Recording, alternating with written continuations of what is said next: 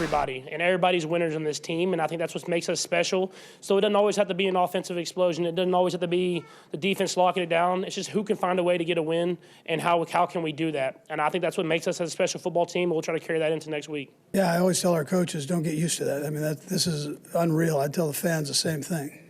We're very lucky to have him here. And the stuff he's doing just doesn't happen. That's why he's the greatest at doing what he's done in a relatively young career here. 7th playoff appearance for Patrick Mahomes, and the playoff magic continues. He's now won 16 career playoff games, tying Joe Montana for second most all-time behind Tom Brady. He's also already up to 42 career passing touchdowns in the playoffs, already 5th most all-time. But his most impressive accomplishment, leading the Chiefs to a 7th straight AFC Championship game. That's one behind the Patriots' all-time record of 8. As far as the Texans are concerned, their season's over. Here's C.J. Stroud. If this is a down year, and another playoff win, play against a great Chiefs team and compete with them, and I'm not saying I'm happy with it, but I'm definitely, encouraged and motivated that, there's more for the Texans, on the other side of the hump. I'm walking out of here discouraged. Like, this one hurts, right? Because I know we're a better football team than we showed today, no matter who we're playing against. Like, to go back and still have to talk about mistakes that we made in this moment, it's discouraging to be here.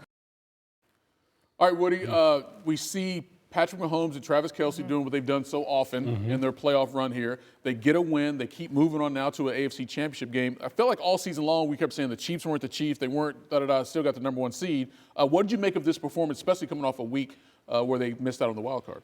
Well, if you're going to beat the King, you're going to have to bring your A game.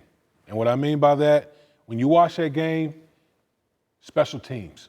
Think about that. Special teams was an absolute disaster for the Houston Texans. Yeah. That's why you got to play all 3 phases of the game: offense, defense, and special teams. And you get a kick block, you miss an extra point. I mean, just all types of disasters for the Houston Texans. And you can't do that against a team like the Kansas City Chiefs, who are vying for the 3-peat right now. And so between that and obviously C.J. Stroud getting sacked 8 times, and that's a recurring theme from what's been going on with C.J. Stroud this whole season. It's just been under siege all season long as far as protection is concerned. I actually thought the Houston Texans outplayed the Kansas City Chiefs. I mean, they did a really good job, like moving the ball up and down the field against that. Outgained them. They were running the ball, all that stuff. But at the end of the day, they didn't make the game-winning plays. And that, to me, is the difference. Patrick Mahomes and company, they don't flinch, and they know when to make the plays that are there to be made.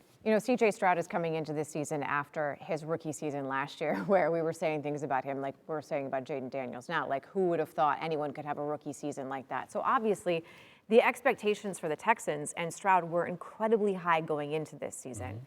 Where do they go from here? Well, listen, number one, get some guys back healthy. I mean, obviously, Tank Dell suffered that brutal injury to his knee. We don't know if he's going to be available for the upcoming season. Stephon Diggs, tore his ACL. That's another guy, another key component to that wide receiving core. So getting some guys back healthy. But I think most importantly for this Houston Texans team, they gotta bolster that offensive line. To me, that's where it starts with the Houston Texans moving forward. They gotta protect the quarterback better, and they gotta impose their will on teams up front. If they can do that, this team will be one of the teams that we're going to be talking about in the AFC next season. Yeah, you look at their division, they're still the best team in their division, so you expect them to be in the playoffs yet again next year. Just can they get a little bit better here or there to have a game like this to have a chance to actually win it? I'm told we're actually out of time, but I really wanted to talk to you about Taylor Swift and the fact that she did not take her gloves off the entire game. I mean, I know it was cold, but there are other people in the box. I wonder if the window was open in the box. But is that why she didn't take her gloves off? Other people were in there. I just have a theory, like, what are you trying to hide? She's also always cold, so it's like, why does she have gloves on? We got Damien coming back, and we're not going to talk about it